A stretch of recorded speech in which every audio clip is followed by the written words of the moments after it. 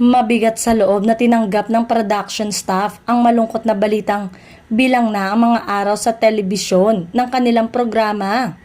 Nakadagdag sa alalahanin ng mga tauhan ng TV show na nalaman nila ang nakakabahalang balitang ilang araw bago sumapit ang Pasko.